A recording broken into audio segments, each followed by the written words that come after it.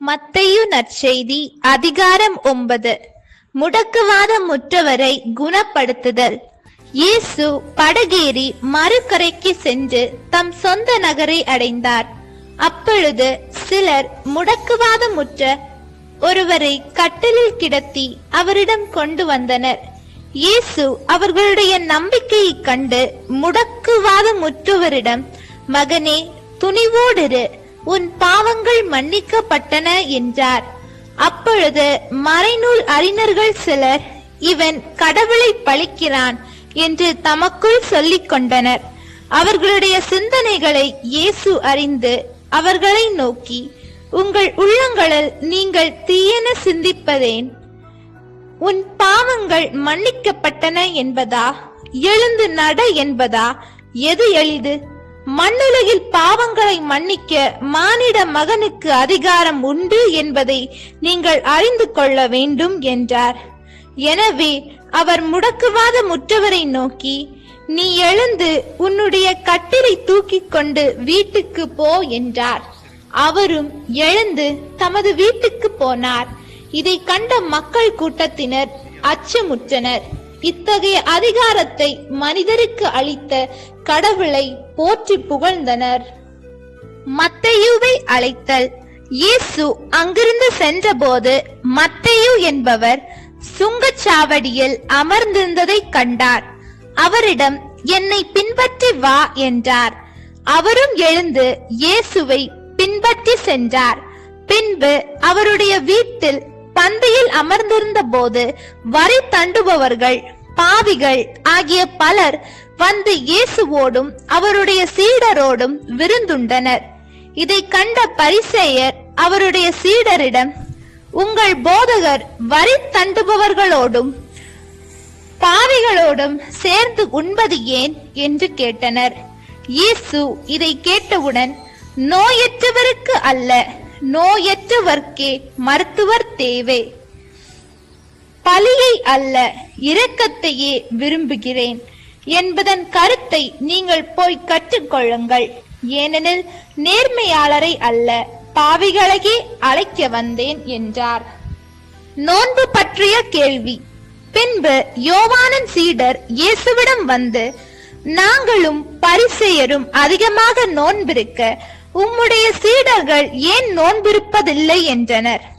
அதற்கு இயேசு அவர்களை நோக்கி, மணமகன் தங்களோடு இருக்கும் வரை மணவிருந்தினர்கள் துக்கம் கொண்டாட முடியுமா? மணமகன் அவர்களை விட்டு பிரிய வேண்டிய காலம் வரும். அப்போது அவர்களும் நோன்பிருப்பார்கள். மேலும் எவரும் பழைய ஆடையில் புதிய துணியை ஒட்டு போடுவதில்லை. ஏனெனில் அந்த ஒட்டு ஆடையை கிழித்துவிடும், கிழிசலும் பெரிதாகும்.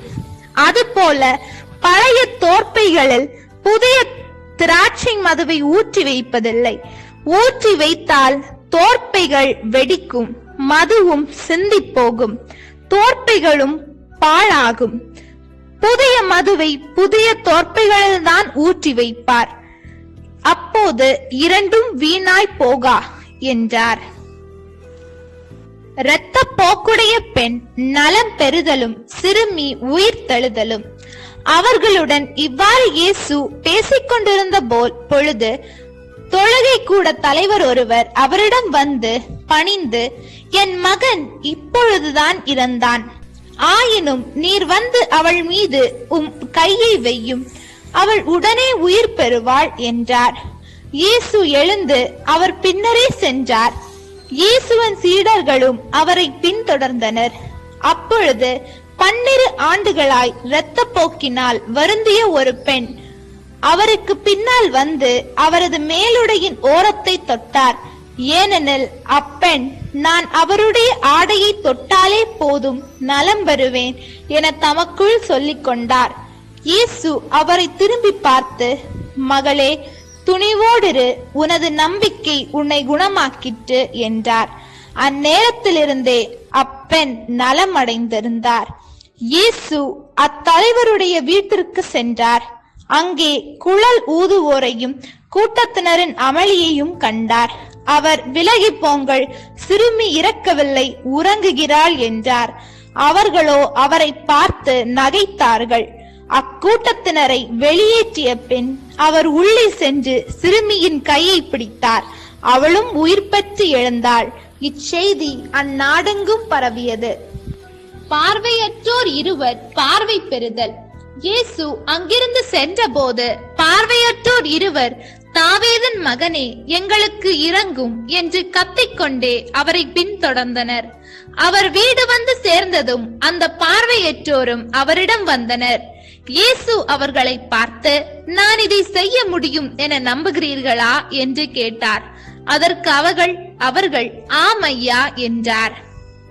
பின்பு அவர் அவர்களின் கண்களை தொட்டு, நீங்கள் நம்பியபடியே உங்களுக்கு நிகழட்டும் என்றார். உடனே அவர்களின் கண்கள் திறந்தன. இயேசு அவர்களை நோக்கி, யாரும் இதை அறியாதபடி பார்த்து கொள்ளுங்கள் என்று மிக கண்டிப்பாக கூறினார். ஆனால் அவர்கள் வெளியே போய் நாடெங்கும் அவரை பற்றிய செய்தியை பரப்பினார்கள். பேச்சிழந்தவர் பேசுதல். அவர்கள் சென்ற பின் பேய் பிடித்து பேச்சிழந்த ஒருவரை சிலர் அவரிடம் கொண்டு வந்தனர். பேயை அவர் ஓட்டியதும் பேச இயலாத அவர் பேசினார். மக்கள் கூட்டத்தினர் வியப்புற்று, இஸ்ரேலில் இப்படி ஒரு போதும் கண்டதில்லை என்றார். ஆனால் பரிசேயர், இவன் பேய்களின் தலைவனை கொண்டு பேய்களை ஓட்டுகிறான் என்றனர். இயேசுவின் பரிவுள்ளம். இயேசு நகர்கள், சிற்றூர்கள் எல்லாம் சுற்றி வந்தார். எங்கும் அவர்களுடைய தொழுகை கூடங்களில் கற்பித்தார்.